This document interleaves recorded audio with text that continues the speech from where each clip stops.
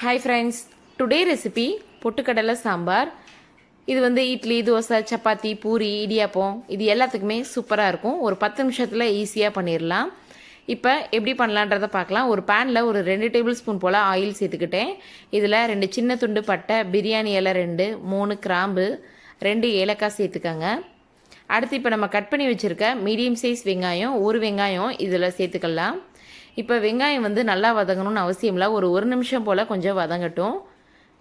இப்போ இதில் வந்து இஞ்சி பூண்டு பேஸ்ட் வந்து சேர்த்துக்கலாம். ஒரு டேபிள் ஸ்பூன் அளவுக்கு இஞ்சி பூண்டு பேஸ்ட்டு சேர்த்துக்கோங்க.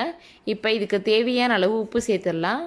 அடுத்து நம்ம கட் பண்ணி வச்சுருக்க 2 மீடியம் சைஸ் தக்காளி, 2 பச்சை மிளகாய், கொத்தமல்லி இலை. இப்போ இது ஒரு 2 நிமிஷம் போல் நல்லா வதக்கி எடுத்துக்கிடுவோம்.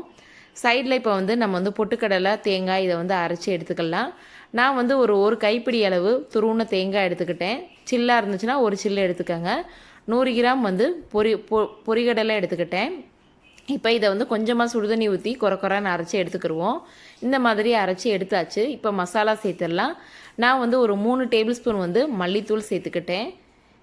இப்போ மல்லித்தூள் வந்து நல்லா பச்சை வாசனை போகிற வரைக்கும் மிக்ஸ் பண்ணிவிட்டு ஒரு டம்ளர் அளவுக்கு தண்ணி சேர்த்துக்கோங்க. அடுத்து இப்போ நம்ம அரைச்சி வச்சுருக்க பொட்டுக்கடலை, தேங்காய் இதை வந்து இதில் வந்து சேர்த்துக்கலாம். பொட்டுக்கடலை சேர்த்துருக்கிறதுனால இன்னும் கொஞ்சம் கெட்டியாகும். ஸோ அதனால் நம்ம இன்னும் கொஞ்சம் கூட தண்ணி சேர்த்துக்கலாம். இப்போ இதை நல்லா மிக்ஸ் பண்ணி விட்டுக்கோங்க. இப்போ இதில் வந்து கொஞ்சம் உப்பு சேர்த்துக்கலாம். உப்பு பார்த்துட்டு உப்பு வந்து சேர்த்துக்கோங்க. இப்போ இது வந்து நல்லா கொதிக்குது. இன்னும் ஒரு 5 நிமிஷம் போல் நல்லா கொதிக்கட்டும். இப்போ நல்லா கொதிச்சிருச்சு. இப்போ வந்து அடுப்பை ஆஃப் பண்ணிடலாம். அவ்வளோதான், பொட்டுக்கடலை சாம்பார் வந்து சூப்பராக ரெடி ஆயிடுச்சு.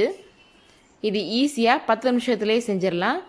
கண்டிப்பாக நீங்கள் ட்ரை பண்ணி பாருங்கள். ரொம்பவே சூப்பராக இருக்கும். இந்த வீடியோ உங்களுக்கு பிடிச்சிருந்துச்சுன்னா லைக் பண்ணுங்கள், ஷேர் பண்ணுங்கள், கமெண்ட் பண்ணுங்கள், மறக்காமல் சப்ஸ்கிரைப் பண்ணுங்கள். தேங்க்யூ.